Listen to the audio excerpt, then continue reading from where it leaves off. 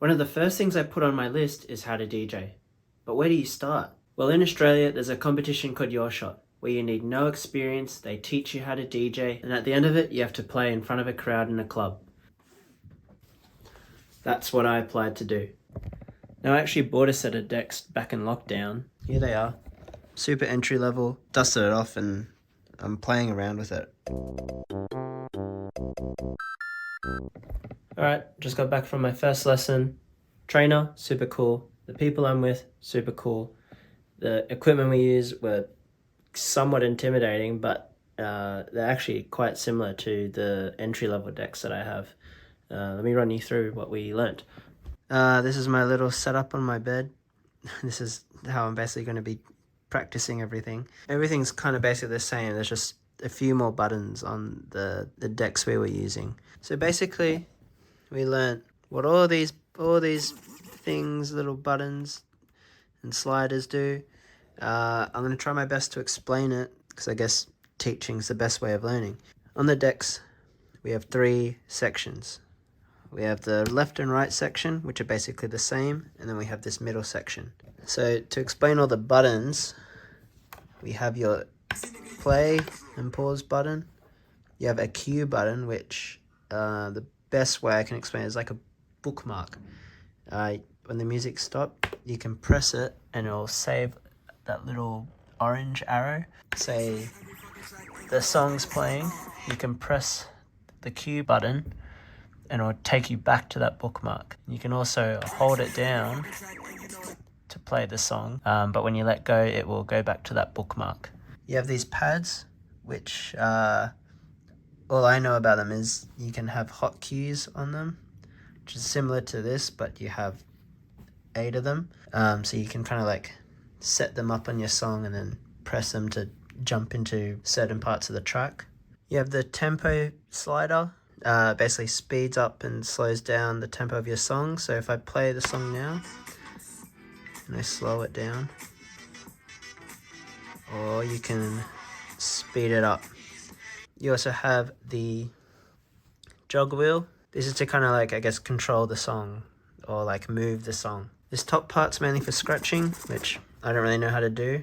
But then there's also this side part, which is basically used to make minor adjustments to your songs when you're trying to beat match. So, for example, if I have the song playing and I can like slow it down temporarily or speed it up temporarily. We also have this section up here for looping. All I really know about this is you press this button to start your loop, and then you press this button where you want the end of your loop to go. This button is used to exit the loop. So, for example, if I have the song playing and I want to start my loop there, it will set a cue point, and if I want to close the loop, I'll press that loop, and then it'll have this orange thing, and this will just keep playing over and over again and loop over and over again. And then if you want to exit, you press that exit button and it'll let you leave the loop. All of that's basically the same on this side. And now for the middle section. This top knob here is used to navigate your playlist, so I can go up and down. These buttons are to load the track that you are on to this or that side. And then you got your trim. The best way I can explain it is like extra volume. So say the left side's song is quieter than the right, you can just bump it up. Then you got these 3 knobs in the middle. These are for your high frequencies, your middle frequencies, and your low frequencies. And this is to control each section of the song. So for example, if I have a song playing and I want to get rid of the high frequencies, I'll raise the high frequencies, the middle frequencies, and the bass or the low frequencies. Can't really hear it because they're on a MacBook speaker. And then you got the effects knob, which basically controls an effect that you put on. Currently I have it on a filter effect, so if I play it here, I can filter out so only the low frequencies play, or if I turn it this way, only the high frequencies play. These 2 are basically volume sliders for the left and right side. Pretty straightforward. No volume, full volume. And this is also a volume slider, but I have it deactivated. Basically in the middle, both sides will play. If you have it on the left side, only the left side will play, and if you have it all the way to the right side will play. You also have these two Q buttons in the middle. This basically means you can hear the track in your headphones, no matter what the volume slider is at. So say the track's playing, and the volume's all the way down, but you still want to hear it through your headphones.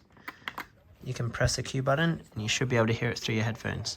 And with the Q buttons, if you want to control the level of your headphones, you have this up here, which all I really know is this one controls how loud it is in your headphones. I don't really know what that one, I think that one does basically the same thing.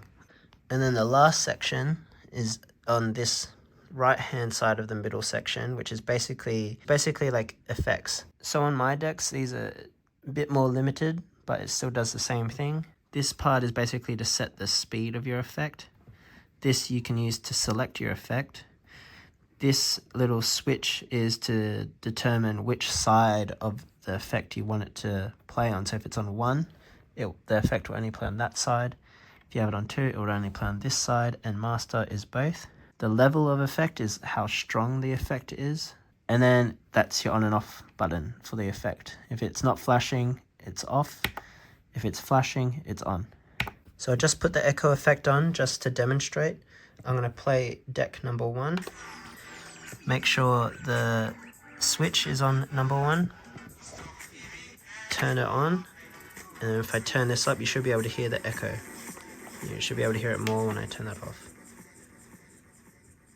And then, yeah, if you want that echo to be faster, you can adjust it up there. The only other buttons on this one is like this little master section. I don't really touch that. And this beat sync thing, I don't really touch that either. The only difference between these decks and the ones we're practicing on and going to be performing on is everything on this laptop. That includes the tracks, the BPM, the waveforms, and all the effect customization. All of that would be right in front of you here. I'm going to run through the very basics of music structure, just enough where I can mix properly. So music's made up of beats. The best way I can describe beats is the rhythm of the track, or how you bop your head to the track. Every time you bop your head, that's one beat. The best way to show this is in a house track, as the beat's very clear. So as you can see, we have a house track here. You can see the beat is represented by those white lines in the waveform. And when I play it, and you bop your head bops to each beat. Now in most music, 4 beats make up a bar. Each bar is represented by the little red arrows on the white lines. So when we start counting at the red line at 1, you can hear all the beats in the bar. So 1, 2, 3, 4, 1, 2, 3, 4, 1, 2, 3, 4, 1, 2, 3, 4. Now multiple bars make up a phrase. The length of the phrase is usually determined by a change up in the song. So here you can see in this song we're in the intro part of the phrase. You can see all the bars moving, and here, that's start of a new phrase because of the switch up of the instruments. That is basically the most simple way to explain how music is structured, and that's mostly what you really need to start DJing. Another thing we need to know is the tempo, or the beats per minute, and they're represented by the number in the circle. You want both tracks to have the same BPM, so when you play the tracks together, they go at the same pace. We also got to talk about beat matching, which is where you have 2 tracks of the same tempo, or BPM, and they're playing at the same time and they sound in sync. So I have these 2 tracks here, just looped, and I'm going to purposely play them off beat so I can demonstrate what beat matching is a bit more clearly. So I'm going to play the first one, and I'm going to play the second one on the downbeat of the loop. But as you can see, they're all misaligned and it sounds off. So I'm going to use the jog wheel to line it up.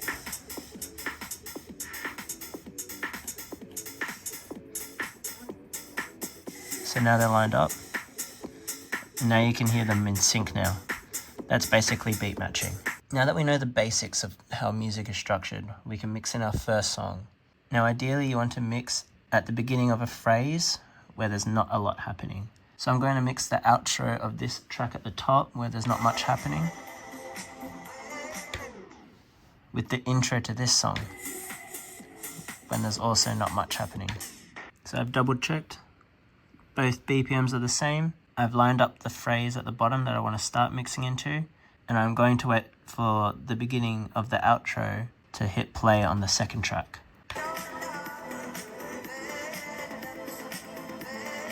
And now if they're out of line, I'm going to use the jog wheel to line it up so they're not out of sync.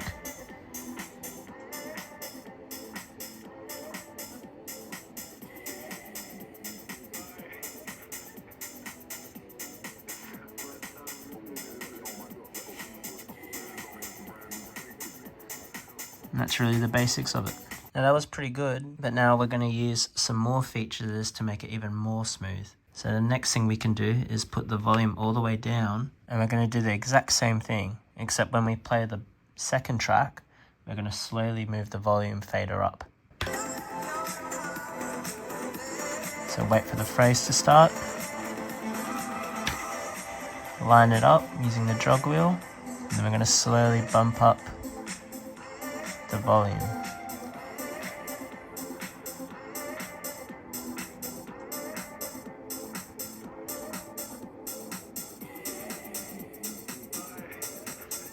And there you go.